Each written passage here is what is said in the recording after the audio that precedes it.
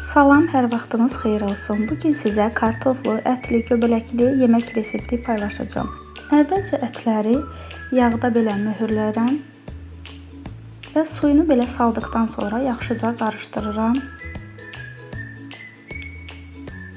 Yağa düşdükdən sonra soğanını əlavə edirəm, yaxşıca qovururam və üzərinə çıxacaq qədər su əlavə edib 35-40 dəqiqə vamxodda bişirirəm. Bişdikdən sonra belə göbələklərini əlavə etdim. Azca tomat əlavə eləyib yenidən qarışdırdım. Qarışdırdıqdan sonra kartofu əlavə edib üzərinə çıxacaq qədər yenidən su ilə bişirdim. Bişənə yaxın duz, istiot, paprika, sarıkök əlavə etdim. Budur, yeməyimiz hazırdır və göyərtisini əlavə elədim. İndi isə sizə Doktor Bitin lollipopları haqqında danışmaq istəyirəm.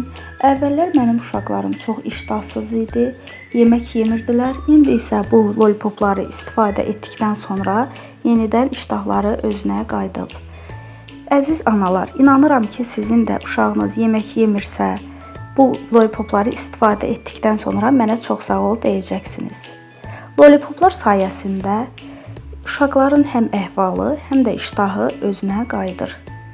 Qeyd edim ki, bu bol vitaminli lollipopları şəhərimizin apteklərindən və araz marketlərdən əldə edə bilərsiniz.